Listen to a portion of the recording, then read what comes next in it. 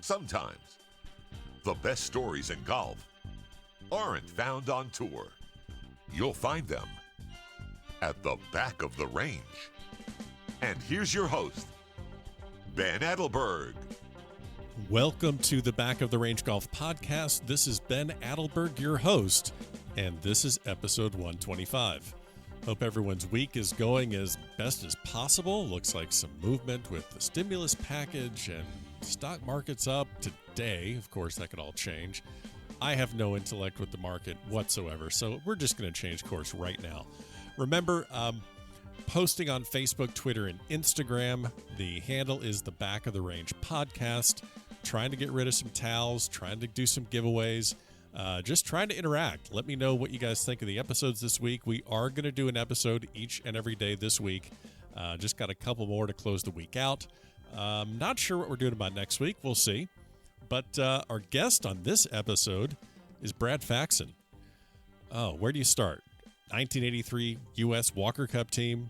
Yeah, Jay Sigel is his captain. Jay was a previous guest here at the Back of the Range. Played professionally on the PGA Tour. Won numerous events. Won on the Champions Tour. Played on 2 Ryder Cup teams. We talked about that. He does TV work for Fox. And there are players coming to him all the time asking for help on their putting. And why wouldn't you? One of the best putters of all time. He's working with Rory McIlroy, working with Gary Woodland, Brandon Grace. So Fax is into a lot of things. And we had a great conversation. Went about 90 minutes. So lots of fun, lots of great stories. And there's a story at the end of this episode that is absolutely epic. I mean, it has to do with Arnold Palmer. So you know it's going to be awesome.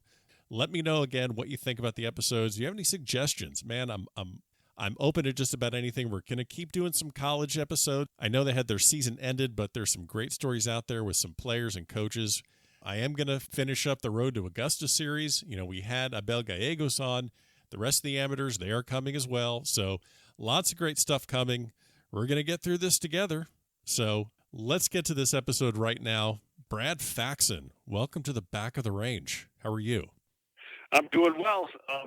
Like we said, Ben, it's trying to figure out things to do in this environment.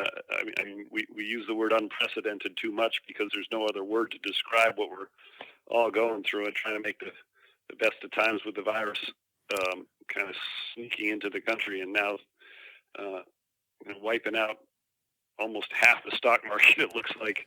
All right. This is a Friday afternoon. I'm letting listeners know when we record just because of how quickly things change. So it's Friday. It's March 20th, and let's not depress the listeners or myself by talking about the stock market. Yeah, forget it. Yeah. Let's go to a happier direction. But I appreciate you doing this. And yeah, I mean, what are you trying to do to keep sane? I mean, are you venturing out to? I mean, are you walking 9 holes? What do you do to stay sane? Well, that's a good question. We got home Monday from a 2-week trip in New Zealand. We had planned, as you would expect, months and months ago with some good friends that live in Santa Monica. And we were there as tourists exploring, bungee jumping, doing some rides over some mountains, some trails. We helicoptered. We ate good food and drank some New Zealand wine, and then we played some golf. And one of the places we played was a new course called Tahiti that Tom Doak designed. A developer named Rick Kane, an American from Los Angeles, built this place, started about 4 or 5 years ago, and it's sensational. So we were avoiding all the news in the U.S. about the virus and the scares, but we were also nervous when President Trump made this announcement that he wasn't going to let Europeans fly into the country. And here we are in New Zealand, halfway around the world, like, do we need to get back? And thankfully, it was only a couple of days later, and we got back on Monday through Los Angeles. And it was the first time in my life, and, probably as flown as most people have ever flown, and saw 2 airports, LAX and Fort Lauderdale, that were virtual ghost towns. Unreal. Yeah, I don't think I could ever imagine seeing Fort Lauderdale Airport empty. And that can't, there's a point where you're like, wow, airport isn't too crowded. This is great. And then there's that other point where you're like, okay, this isn't good. This airport is way too quiet. Well, I'm glad you got back safe. And yeah, I saw a video of you bungee jumping, and I hope you don't take this the wrong way, but when I think of PGA Tour players that would be bungee jumping, I'm thinking of like a Ricky Fowler. I'm thinking of a Brooks Koepka. Brad Faxon is not the name that really comes to the top of the list. How did that happen? Did you too much New Zealand wine, or was it a bet? How'd that happen? Oh, wait a minute. Should I be insulted by that question, Ben? I mean, you can be. I mean, I hope not, but I'm just letting you know. When I think of daredevil PGA Tour players, I'm just being honest. Brad Faxon is not at the top of the list. Okay, well, let's see. I don't know if I have a crutch for speed. I like to drive fast. Okay. I don't mind roller coasters. I'm not afraid of heights. I'm not claustrophobic. But jumping 150 feet, that's not something I had high on a bucket list. I have a good friend of mine that went over with his family a few years ago and did 2 different bungee jumps, one in Zimbabwe, I think, or Tanzania, and one, the one I went to in just outside of Queenstown. And I said, okay, if he could do it, I could do it. He's kind of my age, and he has 4 daughters. I have 4 daughters. And then the couple that we were going with, she had done it. My buddy's wife had done it the last time they were over there, and she was encouraging me to do it. And then 3 guys that I knew who took their wives over a couple years ago that are all older than me. They're all golf nuts. They're all members of a famous club where they have a famous tournament in April, and they all jumped. Now, they might have been Chardonnay induced, but I had a buddy of mine with me that we played golf in the morning at a great place called Jack's Point. Went over to meet our wives at the place. I did do 1 shot of tequila, but not enough to worry about anything. And watched a line of people, get suited up to go, and then they have a picture on the desk when you're there getting your weight and paying of a woman that was 91 years old, and she bungeed. Oh, so that's just flipping you off. That's just like, yeah, you got to do it if you see that picture. I know. So and she had a big smile on her face as she's standing on the ledge. But when they're wrapping this thing around you and you got this harness around kind of your waist and your crotch area, you feel pretty secure, knowing that there's going to be, I had never been a skydiver. I'd never jumped out of an airplane. I don't know if I'd do that, but this would make me think that I could do this again. You're free falling for maybe 2 or 3 seconds, 140 feet, and then I guess the most fun part about it is the rebound, the recoil. When you get down and your fingers are inches away from the water, and you go zipping back up, the elasticity of the bungee pulls you back up maybe 2/3 of the way, and now you're totally out of control. You don't know which end is up or which end is down, and you're swinging around in this rope. Kind of felt like Tarzan. Yeah, I've seen plenty of videos of that, and I'm glad you did it. Glad you're safe. But yeah, I don't know if that's not up my speed, but glad you did that. And we're gonna tackle a lot of topics that maybe after we get done telling some stories, we'll say, well, that is something that Brad Faxon would do. So we'll have to see. What I want to ask about, obviously multiple time PGA Tour winner, multiple Ryder Cup appearances. And we'll get into that, but I want to ask you, just before we get off this topic of coronavirus, the thing I want to ask you is that, there's a lot of people that are, we see celebrities and we see athletes from different sports that are unfortunately getting this thing. It looks like it's inevitable for a lot of people in the country. And at some point, I know there was a PGA Tour Latin America player that did contract coronavirus, and it seems at some point, I'd love to be proven wrong, but it seems at some point that we're going to see a high-profile player on the PGA Tour that is going to contract coronavirus. And I'm just wondering, how should, in your eyes, how should we proceed with this as far as whether it's perception on social media or announcements in the mainstream media? How do we move forward once we see someone that is on the PGA Tour? How should they communicate the coronavirus to their following, to their fans, to golf fans worldwide? It seems like there's already a bunch of athletes, and namely a bunch of NBA players that have gotten the virus, and they come public with it.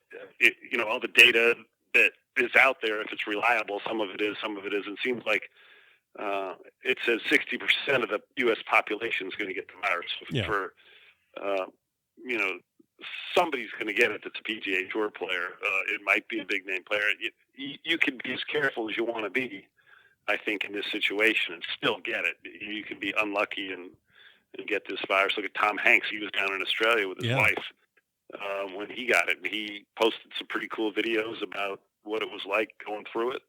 I know there's a couple strains of this virus. I know that you can sometimes have the virus but don't show any signs or symptoms for a while. So I still think there's a long way to get out of this hole. But I think that also this summer, as the summer approaches and the weather gets better, the virus doesn't thrive in hot weather as well as it does in the cold weather. And most of the virus now is in the colder climates. And hopefully we figure out a way to keep everybody inside. I think these next couple of weeks are crucial. Definitely. A lot of what people are doing right now, if they do get out on the golf course, they're not using golf carts. They're carrying their bag, or there's different things, not touching the flag, not going in a clubhouse. But I thought of this question. What's the most memorable round of golf that you've ever played carrying your bag? Ooh, that's a good question. Most memorable carrying my bag. Well, when I was young, I played a lot carrying my own bag and practicing with 3 different balls. And on my own course, whether it was Rhode Island Country Club, back in Rhode Island as a kid, and certainly we played in college carrying your own bag, all your amateur golf. Yeah. Playing. So down here in Florida, that's almost unheard of. I know. Carrying your own bag. The place where I live, a nice community called Old Palm Golf Club, everybody has their own cart. Right. And the rule now is if you're going to play, and I played yesterday with my wife and another couple, is you can play with your cart. You can't share a cart with anyone unless it's family. So I'm like, okay, I can handle that. And we had a great time, actually, out there. You stay, cautious, far away. Flag sticks are in. We had our club started a little trend down here that a couple clubs did, where they pulled the cup, an inch out of the hole, so you could putt at this, at the liner. Right. Which really, to me, wasn't golf. It was like you could smack it as hard as you want, and the temporary rule was, hey, if it hits any part of the liner, it counts. I'm like, well, wait a minute, that's not a skill. You can just swing as hard as you want. Yeah. And then Gil Hance has a architect partner, Jim Wagner. And Wagner said he heard of a cool workaround that they found that if you get one of those noodles for a swimming pool, those long styrofoam things, and they have a hole in the middle of them, you can cut maybe a 3 or 4 inch deep piece, wrap it around the bottom of the flagstick, so the ball will actually go into the hole, but only half the ball goes into, falls. Right. So you can pick it out with 2 fingers without touching the flagstick. And today was the first day we did it at my club at Old Palm, and the players all thought it was better, especially the better players that are playing, want to go play a match or maybe turn in a score.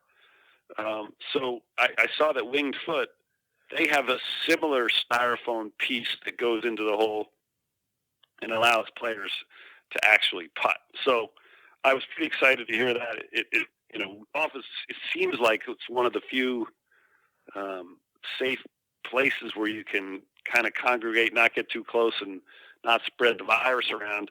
And, in the wake of all these cities and states closing restaurants, hotels, the clubhouses, even Seminole closed down today, and they're only allowing walking. So I'm not a member at Seminole, and I'm sure that would be a place where I'd go. And I know my producer at Fox, Mark Loomis, and his son are going over there today. They're carrying bags, and talk about something pretty good. That's not a bad place to get an evening 9 in. That's not too bad. So, no, that would be nice. If you were down here, we could go do that. I'll be right up. We got to see if they'll let us in. But probably, you'd have better luck than I would. But we a lot of what we talk about here at Back of the Range is a lot about amateur golf, a lot about college golf. And, in '83, you played Walker Cup at Royal Liverpool. I was just there last year for the latest edition of the Walker Cup. and you played your golf at Furman and had this phenomenal collegiate career. When did it become evident that that was going to be in your future, playing on that team in '83? So I was a late bloomer as a golfer. Growing up in Rhode Island, I never skyrocketed. I just kind of got steadily improved. I didn't get a big scholarship to play college golf until after I had committed to go to Furman, where I ended up graduating from, and very happy that I went there. I got to play on the team right away. I might not have if I went to a good school. And when I got to Furman, then there were a few players that had been there before me that had made one of the All-American teams. They were first, second, third, and honorable mention teams, and they had these sort of wooden plaques up on the wall for a guy named David Strawn or Kenny Zell. And I remember seeing those, and I studied the years of these players, and it seemed to me that if there were players that were on the first or second team All-Americans, they all made it to the PGA Tour. They all had good amateur careers outside of college, where they might have played in a U.S. amateur or played well in the bigger tournaments and had a chance to make Walker Cup. So in 1982, I made first team All-American my junior year at Furman. I got my name on one of those plaques where I'm like, this is what I wanted to be. And, I got ranked in college. They didn't do it anywhere near as detailed as now. But my senior year, I had a great senior year in college, won the Haskins Award, which was, that kind of was the college equivalent in golf for the Heisman. Right. I'm actually looking at the trophy right now. So that was kind of neat, and that helped for me to make that Walker Cup team, and the first time for me to play in the UK, play links golf, and to represent my country. And when you play this, you play on this team, and like right now, pretty much, at least it's been this way for quite some time, probably the last 10 to 20 years. There'll be a mid-am there, as whether it's a Stuart Hagestad or it's a Trip Keeney or a Mike McCoy, but it's mainly college kids that are destined to at least make a run at playing on the PGA Tour. But back in '83, you still had a collection of these mid-ams, and some pretty big names. You got Holtgreave and Lewis, and then obviously Jay Sigel, who is, he is the all-time winningest Walker Cupper on the U.S. side, and I think he played 15 or 17 straight years of Walker Cups. He was your playing captain. What was it like being that young, and just you got these grown men on this team? I know, it was very different now, Ben, because for Fox, we covered the Walker Cup at LACC. LACC. 17 2 years ago. Yeah. And Stuart Hagestad was the old man at 27, I think he was. And we had, I think on my team, 3 or 4 guys over 40. Yeah. So it's really, really different. And, we had a couple college kids from University of Houston on the team. Dave Tentis, Rick Fair was on the team, Willie Wood, Nathaniel Crosby, who's back-to-back captain now. So I'll tell you what, it was one of the most fun things I've ever had in my life. Playing amateur golf was awesome.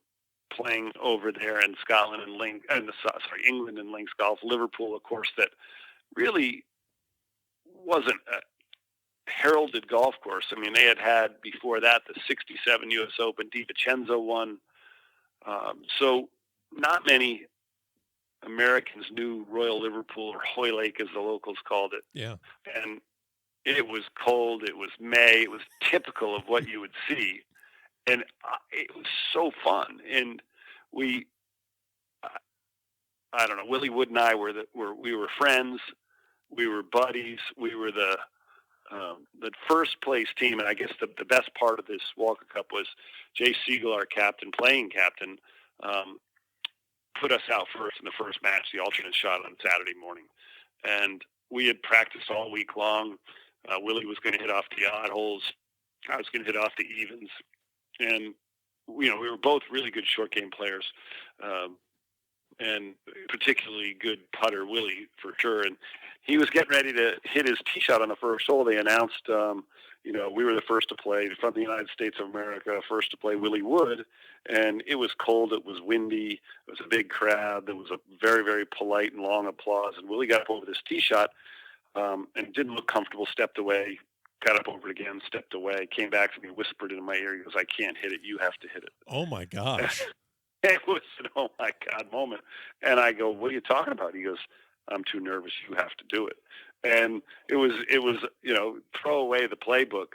I hadn't thought about that happening. I hadn't really practiced in my mind hitting a tee shot on this first hole. Which is not an easy first hole. I can say, I mean, you know it better than I do, but I was there. I actually got to play the course the day after last year at the Walker Cup. And that first hole is, when you say a dogleg right, it is almost a straight right angle to the right, and everything on the right is OB. Yeah, they have this small burn that can't even be 2 feet high. Right.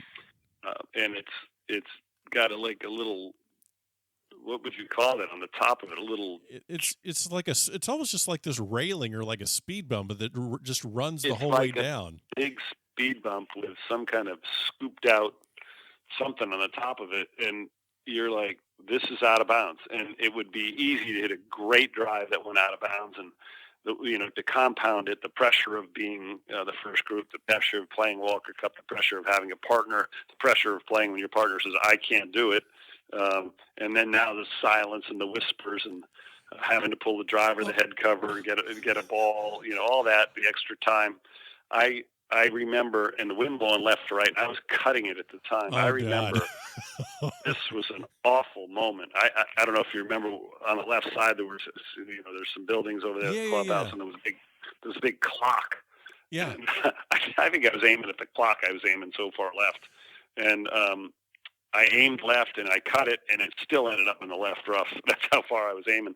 But we won the first 5 holes of a match. I think we were 4 or 5 under for those 5 holes. I'm thinking, this is going to be a piece of cake. Yeah. And, you're up 5. I'm sorry, go ahead. I was just going to say, then we lost the next 4 holes. So we played the first 9 without having a half hole. Match. Well, you guys won the match 3-1, but see, I kind of knew that story where, and when you said, like, Willie and I are friends, I was going to jump in and say, are you still friends after what he pulled, after he kind of left you hanging out to dry? I didn't know he actually teed it up and stood over it twice. I didn't know that story, because that's really awkward. It was really awkward, and Willie is one of my longtime and close friends, and he thinks I kind of fudge in the story a little too much, and maybe exaggerate just a little bit, but it makes the story just a little bit better. Yeah, we don't need all facts. I don't need all facts here. I mean, there's no fact checker. It's fine. But it's close to true enough, let me tell you. Oh, that's fantastic.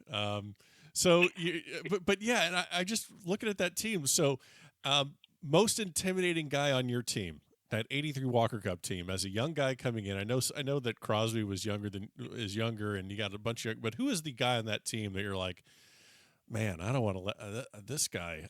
I don't want to let this guy down. Yeah, it was definitely Jay Siegel. Okay. He had an impeccable amateur record, and he also played a lot at Wannamoisett Country Club in the Northeast Amateur, which was close to where I grew up. A tournament I always wanted to get into. One of the first tournaments I ever went and watched as just a spectator.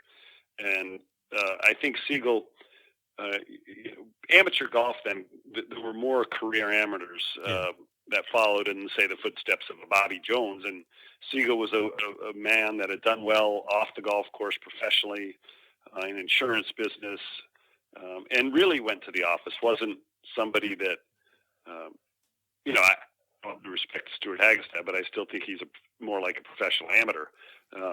He will enjoy hearing that, because he listens to this podcast, so I will leave that in the episode. So, Stu, you heard that. Yep. You heard what Faxon just said about you. Yeah, I'll be expecting a phone call. But he, so Siegel was also a guy that he received an honorary membership from Wannamoisett, which was a club back then that didn't do stuff like that very often. And for me to see someone like that receive an honorary membership, I'm like, boy, is that cool. Yeah.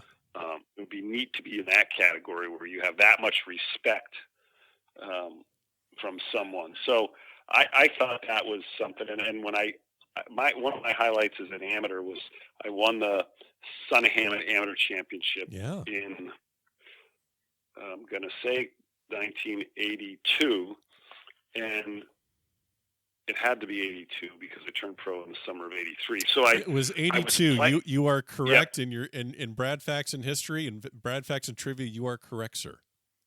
Okay, so I was playing that final round with Siegel, and he was a Pennsylvania guy. We were in Johnstown, Pennsylvania, and he would have been the most well-known guy. Nobody knew who I was from Rhode Island, and I remember on one of the holes, I was standing to the side of the tee. He was getting ready to hit his tee shot. And I must have distracted him, and he stepped away, and he goes, "Hey, can you move over a little bit?" And he said it very nicely, but it was one of those that it was intimidating, because I think back then I would have just let myself stay distracted and made a swing and probably hit a crappy shot and not blamed it on anybody but myself. But when he asked me to move out of the way, and that intimidated me. I don't know why, but it just kind of bugged me. And, he was probably 15, 20 years older than I was. I'm guessing that's probably right. About 40 years old, something like that. And you're like, yeah. So I was like, oh man.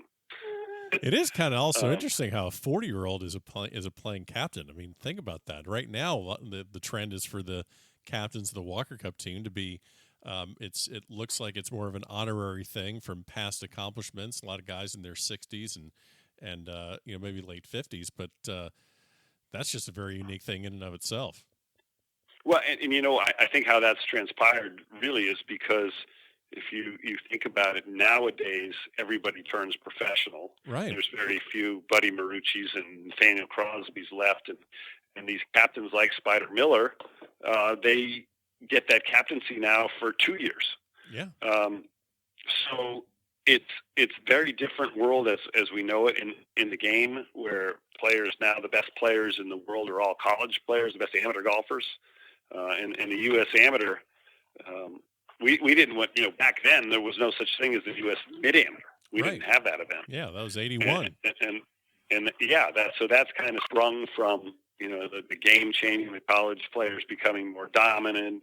And really, it would, if you went back, it would probably be from right around then is when the AJGA started, where there was more of a tournament schedule for junior golfers. So they were playing as much golf as a tour player, weren't they? Oh, yeah, absolutely. Well, let me ask you this. You turn pro, you get onto the tour, and you were in that era where, Q School was still a thing, that you played and it got you a ticket to the PGA Tour. And you went to Q School one time in 83, right after Walker Cup. And of all places, it's at TPC Sawgrass, which I still think is just so hysterical that this is a golf course that is going to determine your livelihood, and it has has just all these pitfalls of this die design that's just got to be absolutely brutal. You get through, Pavin gets through, Mark Brooks, Sindelar, a lot of these guys that were the stars of the 80s and the 90s. Do you remember any sort of a 17th hole heartbreak at that Q School? Well, yes, but not for me. Right. No, I know you got through. I think you got through. I mean, I know you had the issue where that fifth round was wiped out because of rain, but you had that great sixth round. I think you shot like 70 or 71. So I know you got through pretty comfortably. I don't have it in front of me exactly where you were, but I know you weren't on the line. Yeah, I don't know if I was ever comfortable at any shot the entire week, and especially there where it was relatively new course.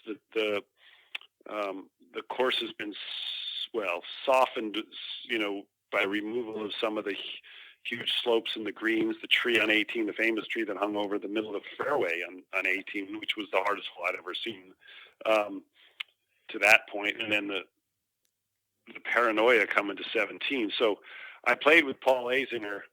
I believe it was the cut round, because it was a 4-round cut. He made a quadruple bogey 7 playing with me, and to watch balls go in the water. And I believe even back then that the 17th hole was red-lined lateral hazard, which was a word we could use back then when the rules were different. But Right. if you had hit it over the back of the green, you got to drop it on the green and putt for a par anyway. Right. And I think I remember Azinger missing short one ball and wide the other, which was a tragic mistake to make. Right. Okay, interesting.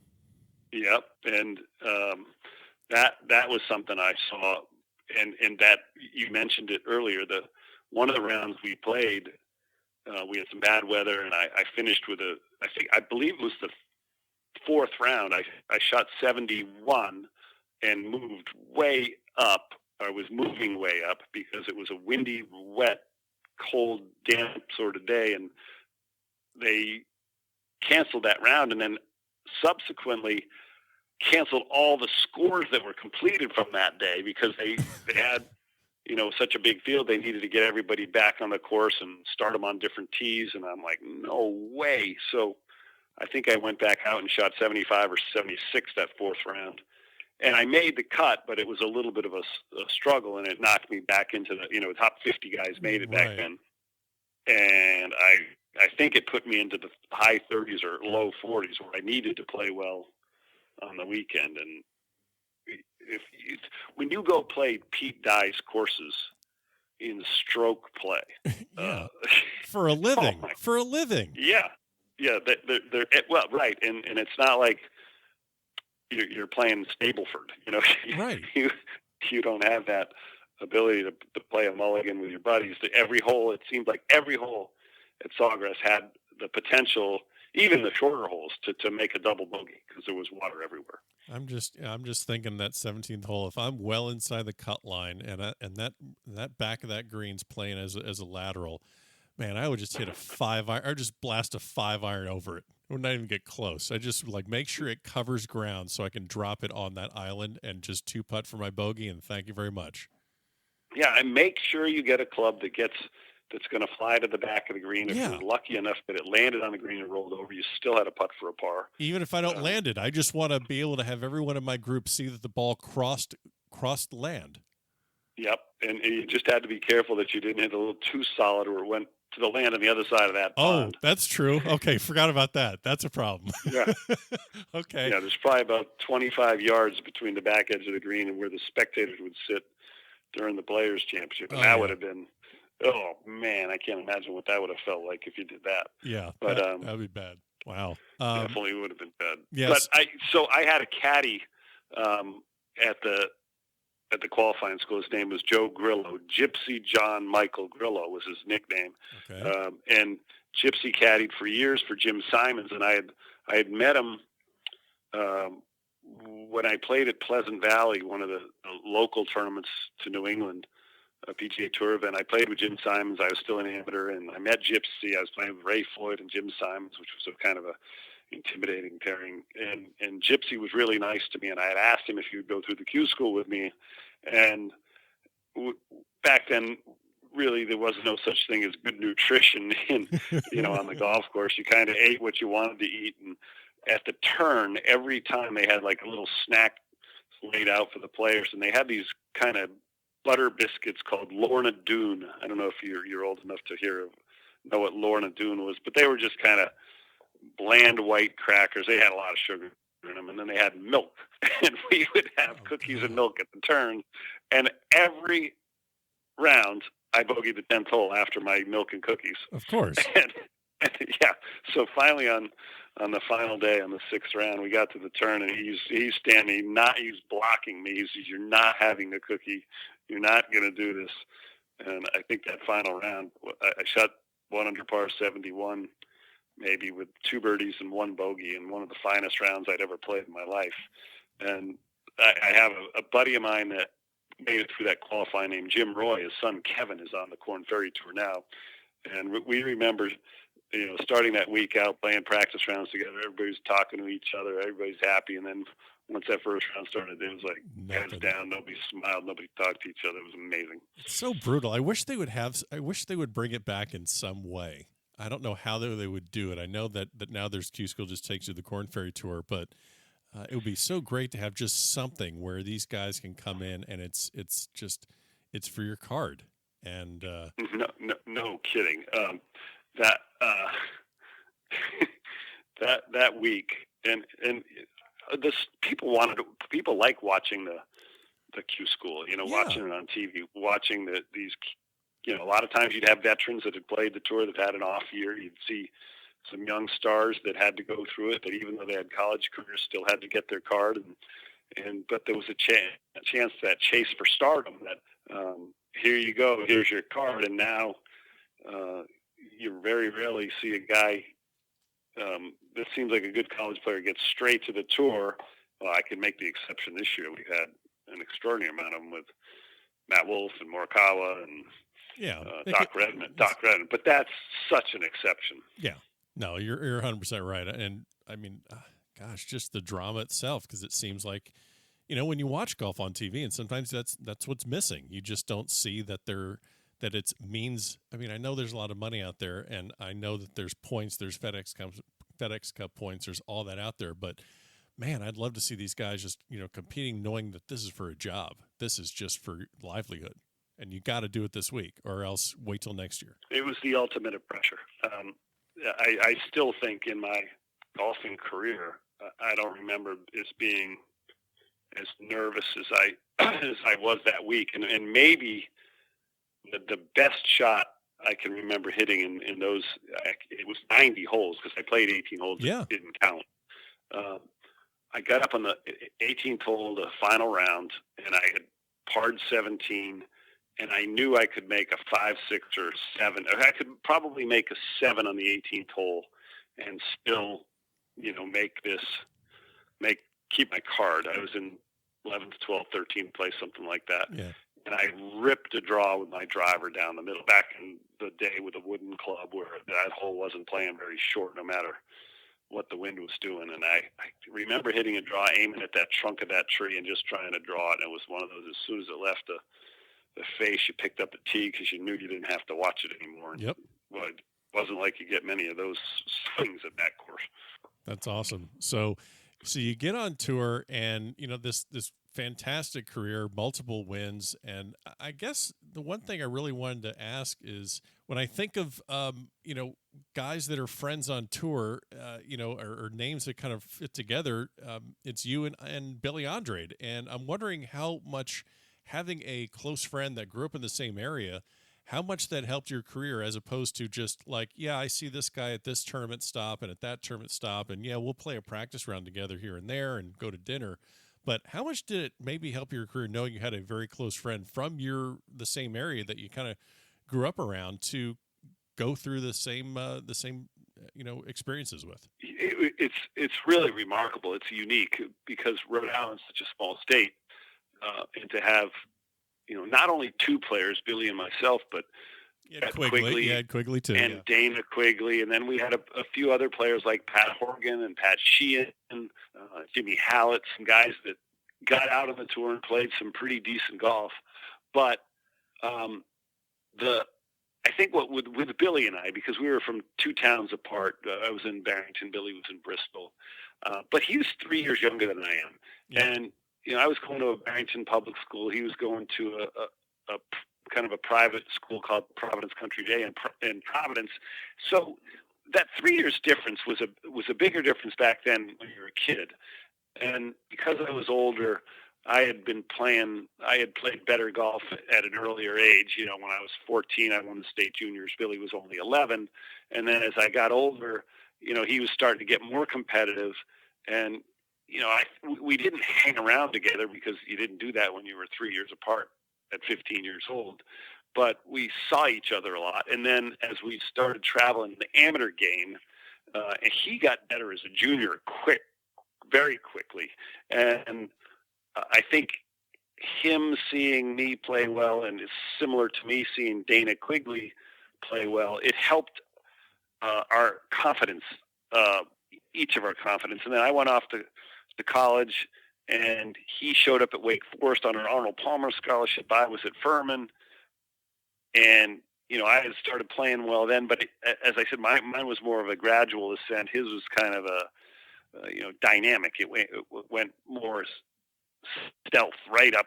Like holy smokes, he won national junior tournaments and played a lot around the country, played better than I did, was highly ranked, and then went to a better college. So it really wasn't like we were hanging out a lot until our amateur days. We would try and travel a little bit together, playing our college days, playing some amateur golf together. And then I got out on the tour. His college career blossomed, and then I think he missed his card his first year, played some more internationally.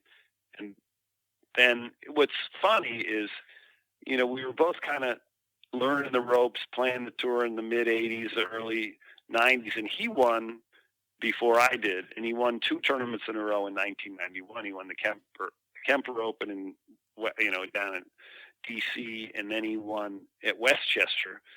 And I was like, man, how can this guy win and me, I can't win, and I know I'm as good as him. We've been playing together for this long, and I ended up winning later that summer. And he was playing in the Buick Open in Flint, Michigan, and he and his wife were driving out of the course and listening on radio going to the airport, and they heard that I was in a playoff with Chip Beck, and they turned around hoping that I'd win the playoff because they wanted to come, to celebrate, yeah. Congratulate me. Yeah, and, risk missing their flight and risk maybe that I wouldn't win the playoff. And thankfully I won the playoff in the first extra hole. They came back and we hung out and spent a little time together, and then they raced back to the airport and made their flight. But I think Billy's win, really spurred me on to kind of, I think, really to kick my own butt and get my act together. And interesting.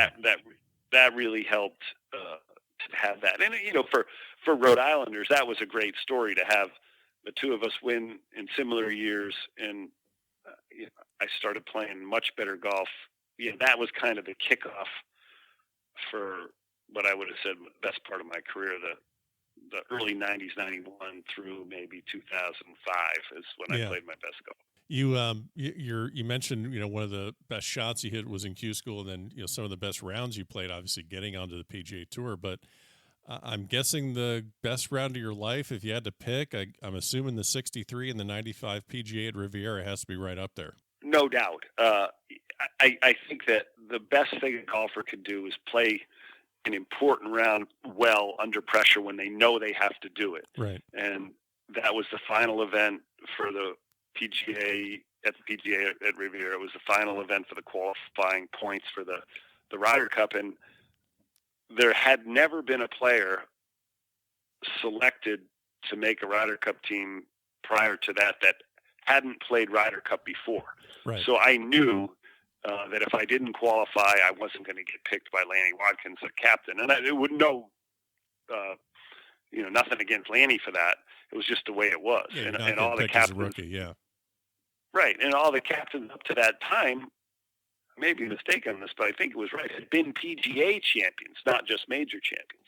You're right. So Lanny had won the PGA championship, and, I was in 15th to 20th place starting that final round. I knew I had been playing well. I just hadn't made a lot of putts, and it was a tournament where the scores were low, the conditions were ideal, except for the conditions of the greens. They had been renovated by Cork Wrench, and the grass hadn't taken, but the weather was perfect. It was sunny, it was warm, it wasn't a tremendous amount of rough, and it was a packed leaderboard with LT Tendell's, Montgomery. It was a great field, and I got off to one of the most incredible starts you could ever ask for by eagling the par 5 first, and then seemed like birdie every hole. I birdied 3, 5, 6, 7. I missed a short putt for birdie on 8, like a 7 or 8 footer, and then birdied number 9 to shoot a 28. And I know that had been done once before, and you have to go back into the 20s. Be a good trivia question for the listeners to figure out who that other person is that shot 28. But I don't know if that record will ever be broken in a major championship. Do you think anybody will ever shoot 27? Yeah, I don't know. That's a tough. I mean, you never say never. Look at Brandon Grace shot 62 in the British Open, so you get close to it. But you got to have ideal conditions. But when there's the lowest bars you're seeing are 35s, to shoot 27, that's 8 birdies out of 9 holes. That's pretty difficult in majors. Yeah. No, I that round was, I mean, I remember that round. I'm not as well as you do, but I remember the fact that I remember watching the broadcast back in 95 where it was just like, this guy is doing this, he's probably not going to win. I mean, he got close, but he's probably not going to win, but he knows that if he top fives it, he's going to be on that Ryder Cup team. And yeah, and then you get on and you're a rookie on the Ryder Cup. This is Oak Hill. And obviously you're a rookie on that team. And, I actually, open it up to, you mentioned listeners. I opened it up to some questions to some listeners because I was saying, hey, I'm talking to a 2-time Ryder Cupper today. And what questions do you have? And a couple of them were, what was the most nerve-wracking, or what's more nerve-wracking for you? Your first tee shot at the Ryder Cup, or maybe your first tee shot playing in the Masters? It was 100% the Ryder Cup, but for a different reason than you'd expect. Okay. We were, the Ryder Cup was at Oak Hill in Rochester in late September. And, cool mornings but ideal conditions and a great city to have the Ryder Cup. There was no real major sports there. So it was packed, and Oak Hill had great history. And both teams played Monday of tournament week. The tournament didn't start till Friday, playing practice rounds with no crowds. The crowds weren't let in until Tuesday.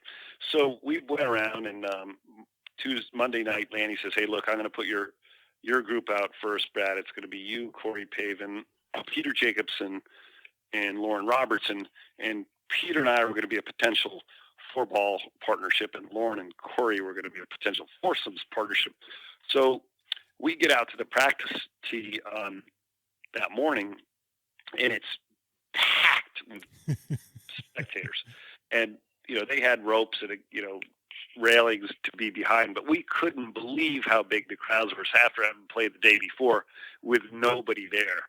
So when it was our turn to walk to the first tee for the 9 o'clock start, it was probably a 200-yard walk from the practice tee to the first tee, and there was like a gauntlet, and people dressed in red, white, and blue, holding American flags, shouting USA, and we had never seen that. And we're like, holy smokes, this is signing real. autographs, and it was exciting and very, we were appreciative, we were nervous, and we're like laughing, and arms are up in the air. And then we kind of turn this corner and walk up the steps to the first tee. And we get up there, and I was the first one on the tee. And standing there next to each other, waving American flags, were Byron Nelson and George Herbert Walker Bush. Hello. And I was like, oh, my. How often do you see that? Never. And how often do you see them waving flags? And they're like, come on, guys, represent your country well. And shaking our hands. And oh, shit. We're like, oh, my. And then, Bush was a couple years out of office then. And this voice of God just came over the loudspeaker and says, next to play, representing the United States of America, will you please give a big welcome for Brad Faxon? And I had no idea I was going to be the first guy to hit. And how great would it be if Willie Wood was there and you can go, Willie, you're going to need to hit this for me? No, I never even thought about that. But damn. What I was thinking about, which made it even more nerve-wracking, was we had a joke going on in the locker room that if anybody was playing poorly, they would become the man in the envelope. And golfers would probably know what that envelope means. But at the Ryder Cup, if in singles matches, if anybody on one team is hurt, the opposing captain has to put a player in the envelope who might not be playing the best or would actually be the worst player on the team that week. Right. And he would have to be that match would have to be considered a draw, and you wouldn't play that day if somebody got hurt. So you never wanted to be the man in the envelope. Right. And we had this sort of acronym for MITE, man in the envelope, MIT. Yeah. So all I was thinking, my thought over the ball was, if I don't hit a good shot here, I'm going to be the man on the envelope. I hope Lanny's not here because I don't want him to see this shot. And the first hole in Oak Hill was a long par 4, 440 yards. It was OB to the right. The wind was blowing to the right.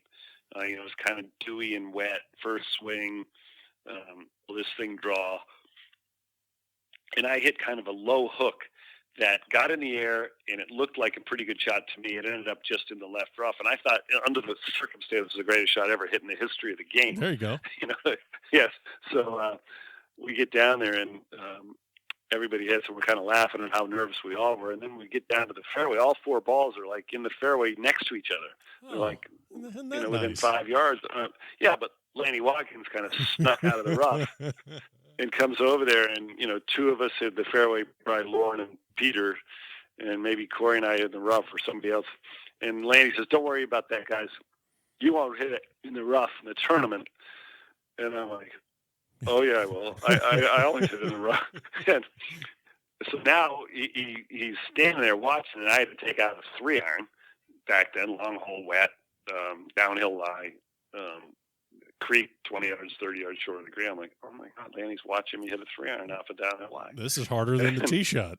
So that was as nervous as I think I'd ever been in the game, and we were whispering "might" to each other, and it just was. Oh, that's it was great. awful. Well, it was. Well, the thing is that just to piggyback on what you're saying about the man in the envelope, that just happened 4 years previously because Steve Pate was in the envelope, and Steve Pate didn't play because he was in that limo accident on the way to a gala at the '91 Ryder Cup at Kiowa. So.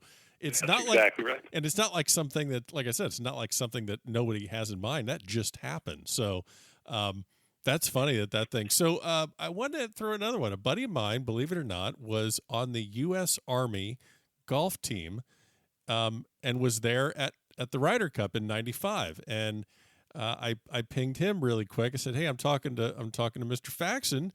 I said, "What do you want me to talk to him about?" He's like, "Well, ask him if he remembers bringing the U.S. Army golf team into the clubhouse." Yes. I don't remember which day it was. I think he said it was either during opening ceremonies or something like that. I think he said it was around the opening ceremonies. Yeah, so that would have been Thursday. Yeah. And the week was back then. This was before any of the players started to come vocal with, the PGA of America maybe taking advantage of. There were a few players that charitable, said right, paid or compensation or something like that, and I was of the opinion that I'd walk across the Atlantic Ocean to play in this. That wasn't there yet, but there were big nights. There were nights in front of the PGA of America. There were nights with black ties, with thousands of people in the room, one of the big galas, and then the big opening ceremonies. And it was a mental drain too, because we were trying to, get ready and prepare ourselves to play, not knowing what most of this stuff was like, going to a Ryder Cup. PGA Tour players, I'm assuming you're creatures of habit. You travel the way you want to travel. You room where you want to room. You're with different people that like for example, you and Andre, I'm sure you guys traveled a lot together, but now you got, 11 other guys and you have this schedule that's being put in front of you. I'm sure there are guys that just were not handling that well because they're out of their comfort zone. Right. Most players aren't eating with other players and other families, members. We had a big team room that had the chance for all 24 players and their wives or significant others and their, the PGA members. So back then there were the secretaries, the vice presidents. They were all welcomed into that room. They were all with their wives in it. So it was a little bit different than I thought it would be. Right. It wasn't just players. I think that team room has become much more just players now. Yeah. What'd you do with all the gear you got, whether at 95 or 97 at Valderrama? Did you keep any of that stuff, or did that all go to charitable causes? Or no, I actually kept a lot of it for a long time because the pants that we had were, very nice wool slack that, it was something you would have worn at other times with other coats. So I kept the pants. I gave the shirts to my dad and some of my friends because they weren't with the same company that I was using, but the slacks were Hickey Freeman or Corbin, and back then that was as expensive a pair of pants as I had. Nice. And yeah, and the shirts had logos. I still have a few of the hats, and they were those big, retro hat now. Yeah. Big brim, straight hat that it seems like all the young guys look cool in now. It had your name on the back of the hat. Yeah. It had the logo from the Ryder Cup team. I thought they were cool. Yeah. And now I think that, so many players have equipment and apparel contracts that a lot of them don't keep the team stuff anymore, but they certainly have kept over the past some of the nicer sports coats and stuff like that if it doesn't have a lot of logoing on it. You mentioning your equipment or clothing companies, and I think obviously PGA Tour players have such a strong tie to their brands, and I guess when I think of players with really strong ties, if I saw Jordan Spieth wearing something other than Under Armour, it would look off, and especially Tiger wearing something other than Nike. I don't think there's a picture of you that exists without you wearing a Titleist visor or a hat on it. When did your relationship with Titleist begin? 1973, when I was 12 years old. Okay.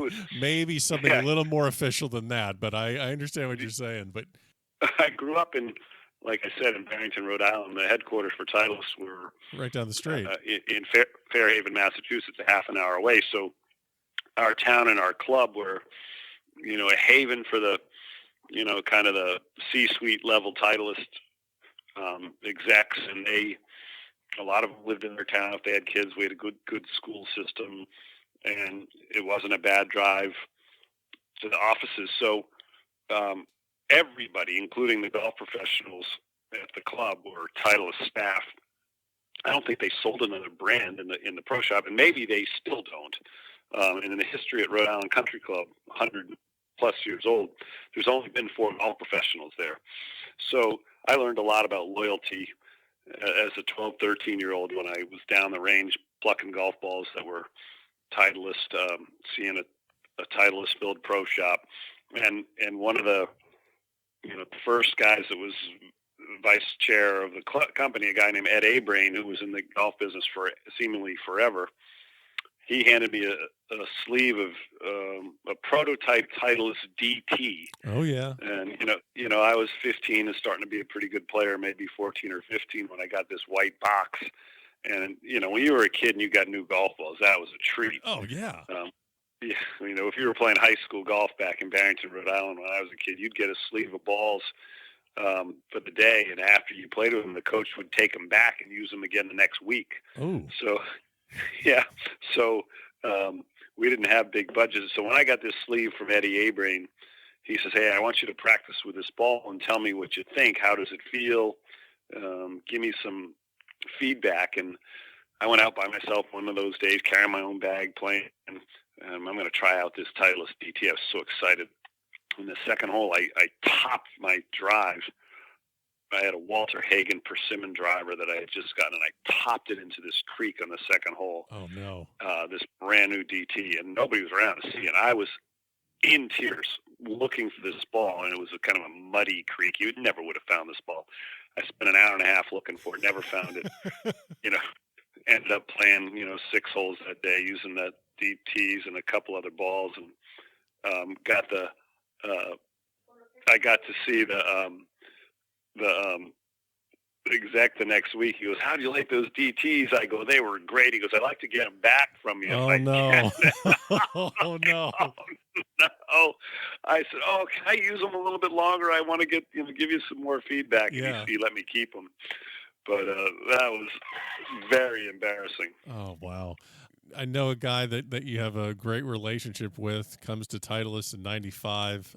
We could probably fill up an entire episode about the most famous putters in history, whether it's the old Acushnet Bullseyes or the Wilson 8802 Ping Anser. And, but, you could probably make an argument that the Cameron, Scotty Cameron's empire, so to speak, is at the top of that list.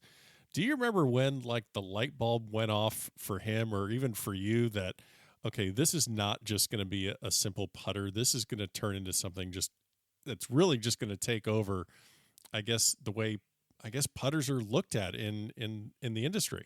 It kind of evolved in between 95 and 97. Wally Uline, who was the head of the company back then, had a vision unlike anybody else to come at equipment. The golf ball was the moneymaker in the brand, but he also knew that he wanted to capture with names like Cameron or Scotty, as he's known, or Vokey, and that this would be an important part to building the brand of Titleist and to build the best, equipment category. So obviously putters was a big part of that. Wedges became a big part of that afterwards. And now if you look at Titleist, they're leading the tour in woods and irons and hybrids and just fairway metal clubs. So when Scotty got there, I think one of the first things that happened was he had his own putter studio, and it was kind of in a kind of a nice garage. But Scotty had been making putters for Mizuno, and he had made putters on his own, and kind of the style of a TP Mills where they were custom made, the gunmetal. And he was also a great imitator. And the patent rights, I didn't know this, the patent rights for the models of putters expired after, I believe, 17 years. So if you were a maker of putters, you could, try and copy or imitate the great brands. And everybody knows the Ping Answer was the most popular putter, and a lot of those heel-toe weighted putters that were replacing the blades were becoming the style. And Scotty did a good job immediately trying to take some of the players that were on the Titleist staff that had used other putters, and mine in particular was the Ping My Day, right? Which was the Zing head with the Answer hosel.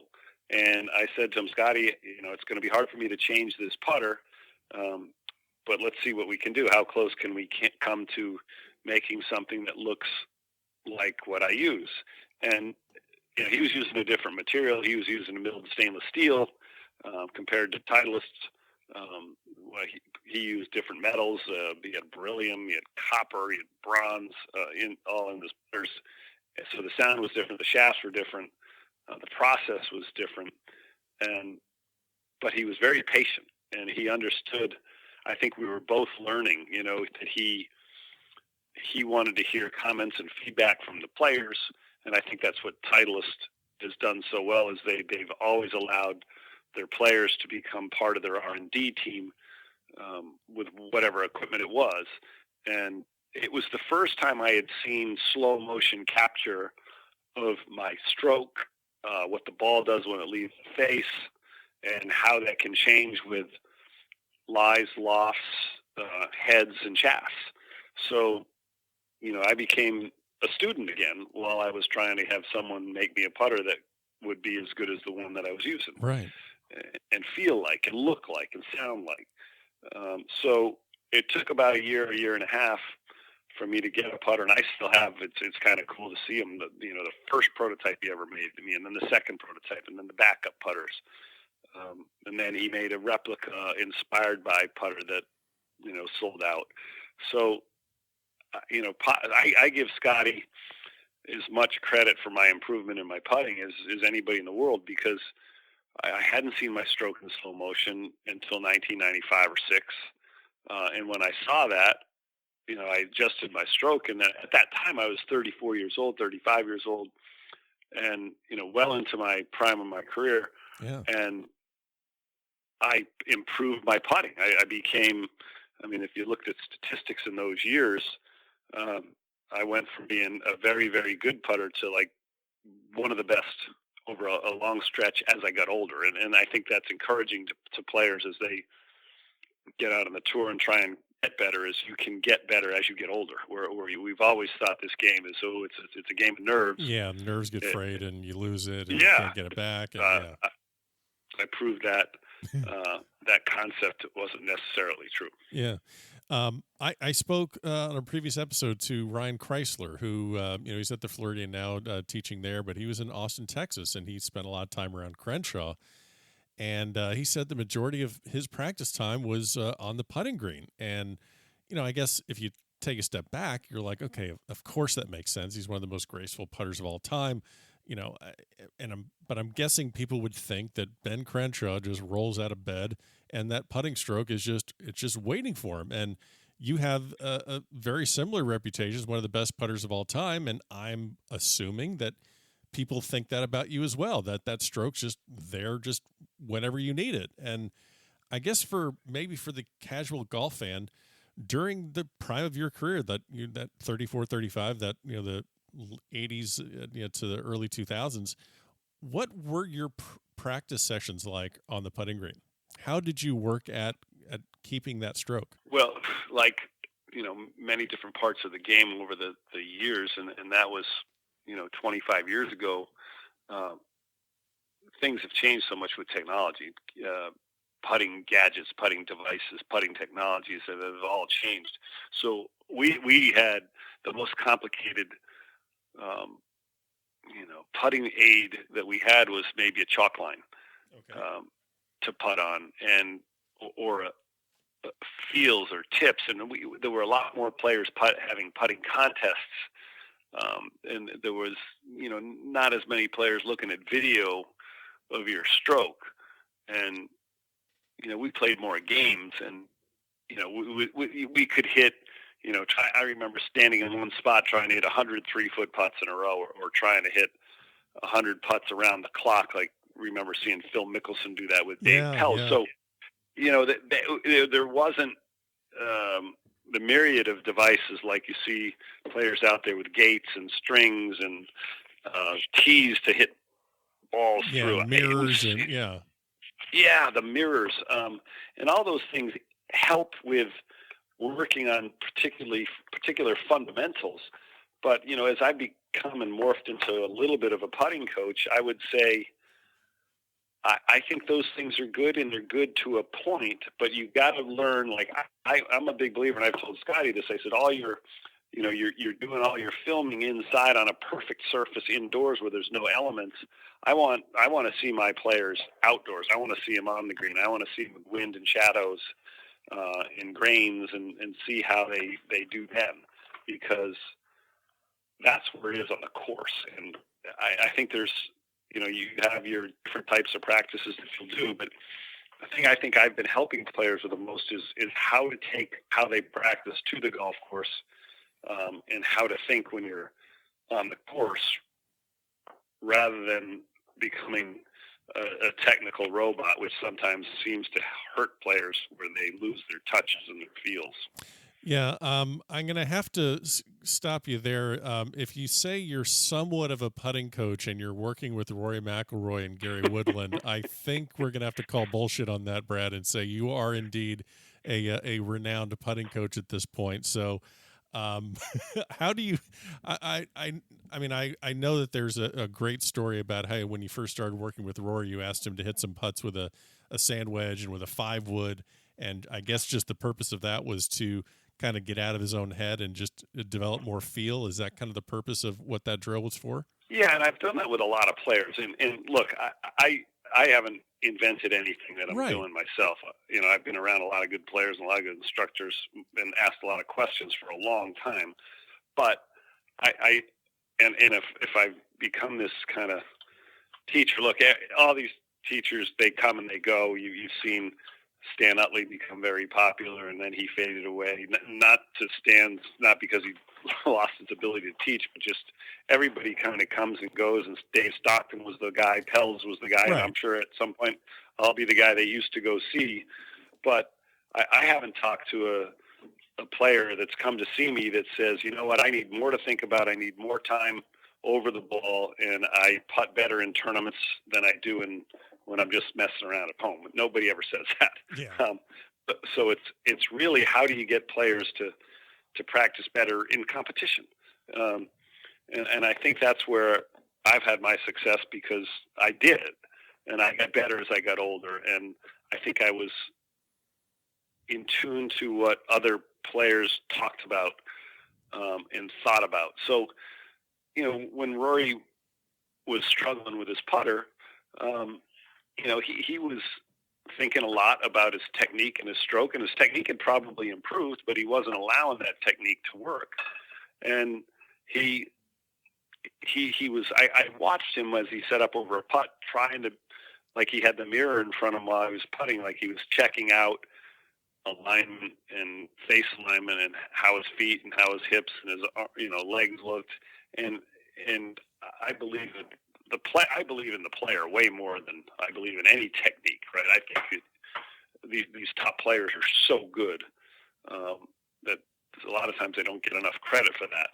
So it's really so individualistic too, how you talk to a person. And I've had other players that really their strokes haven't been as good, and there's been more technical changes. And if you talk to a Brandon Grace, who had a lot of strange things going on in his stroke, he would admit it. He held on to it in a funny way.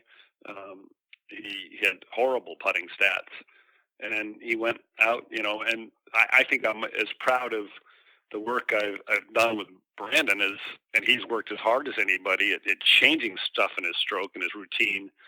And he won the South African Open after a lull of about a year. So that feels pretty good. And, so now I have more people calling. I have less time to do this stuff than I like, but I always love talking to the best players in the world in their position, with their club, whether it was Payne Stewart with a long iron or Greg Norman with a driver or Ben Crenshaw with a putter. Right. Jack Nicklaus or Tom Watson hitting a high ball. I always ask these guys questions. I was probably pestered them to I wish this kid would get the heck out of here, Yeah, well, but you have to do that to learn from the best. You got to surround yourself. You got to surround yourself with the best.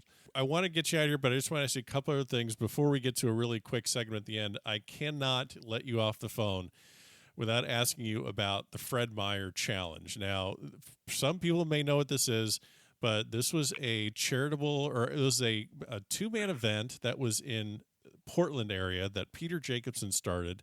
And this was one of the very rare events where the PGA Tour players would get together and play this two-man event. All the stars were there. Nicklaus and Palmer and Player and Trevino and just all these guys were there. I mean, even John Daly was there and Payne Stewart. Everyone was there.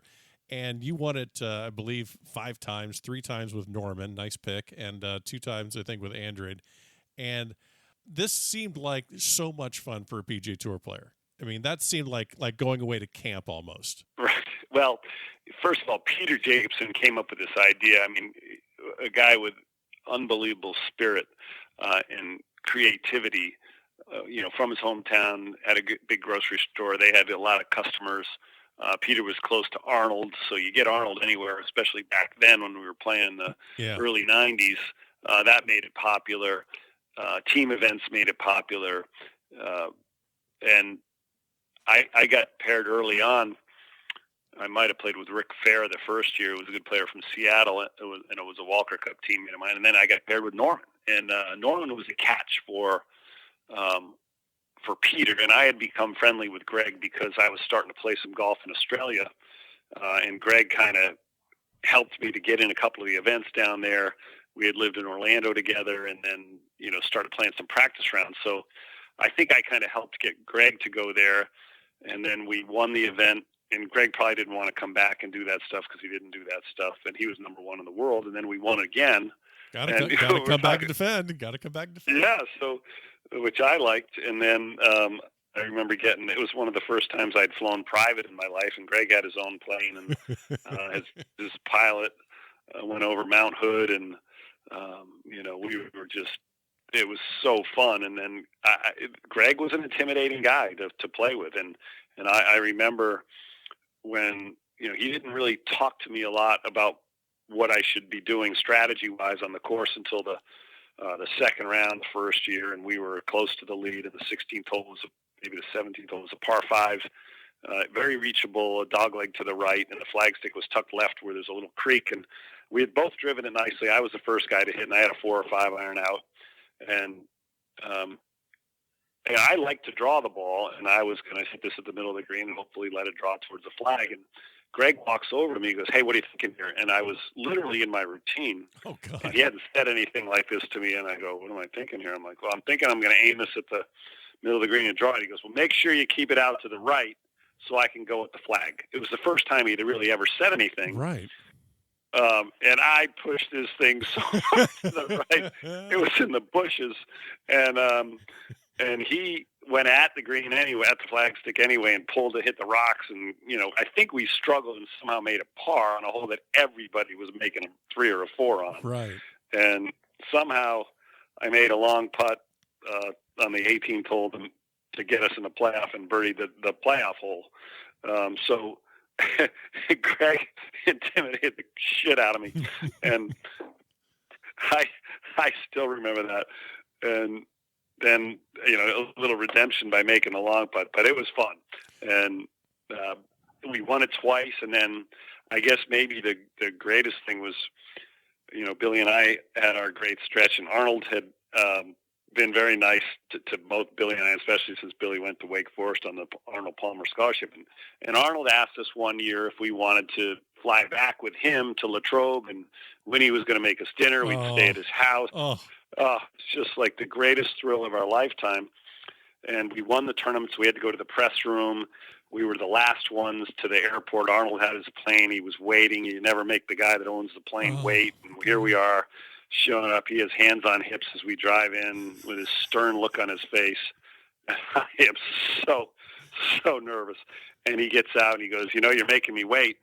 And then he kind of laughed and he goes, "Congratulations, way to go." And we were like, we couldn't even breathe.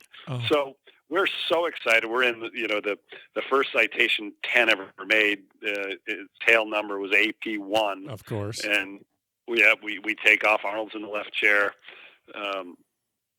And we get up there, and something wasn't right in the cockpit. There was a little bit of conversation, and I think Doc Giffen who was his press guy, was there in the plane with us, and we're like, something's going on. And Arnold comes back, and he says, "Hey, there's a light on. There was a warning light that there was something going on with our landing gear, and we're not sure it's in the right position. We got to take a detour to Wichita," which was the home of Citation Jet or Cessna Jet. And we're like, "Oh, no." So we get there. We had to land, and the head of Cessna Aviation was Russ Meyer, was another Augusta National member and friends with Arnold. And red carpet rolls out. We get off the plane. They go get the mechanic, gets out there, and this is one of those things that we thought would be maybe a light bulb needed to be put in. And I see Arnold shaking his head, and Arnold walked over to me and Billy. He goes, "Do you guys like vodka?" And I'm like, "What?" He goes, "We're stuck here overnight, fellas. Sorry." Oh, wow. And I wasn't a vodka drinker. I would have a beer, and I think that he had a big deal with Kettle One. Right. And I think that was the first vodka I ever had in my life. And we stayed in some Holiday Inn in Wichita, Kansas, instead of in Latrobe. Oh my gosh! And Billy and I got up, and the next morning from Wichita, and they flew us to. I think they flew us to Winston-Salem because they had a private plane going there, and they said, "You can make your way home from here." Instead of staying with Winnie and getting to be the whole night with Arnold, we ended up in Winston-Salem. I wish I would have seen the look on the guy's face at the Holiday Inn front desk if you two guys rolled in with Arnold Palmer. With Arnold Palmer, yeah. Oh, what a great story. All right, well, I'll get you out of here. You are a traditionalist. It's well known. I thought I'd ask you these questions to see if I can get any sort of reaction. Have you ever played a round of golf with a long putter? A round of golf? With a long putter. That's the dumbest question ever asked. No. Okay. All right. No, I got some more dumb ones. Hold on. I've hit a putt with a long putter, but never played a round of golf. Yeah, couldn't do it. Okay. So, yellow golf ball, yes or no? Yes. Okay. Cross-handed. You ever gone cross-handed at all in your life? On a practice green. Okay. Music in the golf cart in a casual round. Almost 100% of the time now. Okay. Really? Okay. And and actually, I would even go back far. One of the guys I used to practice with a lot in the early 90s when I lived in Orlando, late 80s, early 90s, was Payne Stewart. And he used to have one of those traditional boom boxes. And he would take it out to the range, and we would hit balls to music. And boy, do I think that's a good thing for players' golf games. Interesting. Okay. Interesting. Finally, do you consider yourself, this is just a wrap up, I'm curious about this, do you consider yourself an overachiever or an underachiever? I think that I've been asked that, and I've asked players that question. I think you'd always want to think of yourself as an underachiever and have people tell you you're an overachiever. Right. But I think, as you get older and have more experience, maybe your raw skill goes away a little bit. I wish that I had the mental capabilities at 22 to 30 that I had from 35 to 40. And, Jack used to say that, I'm a smarter player now. And you'd go, well, what does that mean? And Tiger's doing that now. So, you have more experience to fall back on. So I would say I was probably a little bit of an underachiever, but if you called me an overachiever, I think that's a compliment too. There you go. Well, Brad, I greatly appreciate this. It was a lot of fun. I know we left a lot on the table, and hopefully we can do it again sometime. Stay safe and stay, social distancing and all that fun stuff, and hopefully we'll all be back on the golf course as soon as possible. So thanks for joining me here at the Back of the Range. Ben, great talking to you. I love listening to you, and certainly I'll think about you every time I'm on the back of the range. And there you have it. Special thanks to Brad Faxon for joining me on this episode. Don't forget, every single episode is available at thebackoftherange.com. We'll see you tomorrow for another episode here at the Back of the Range.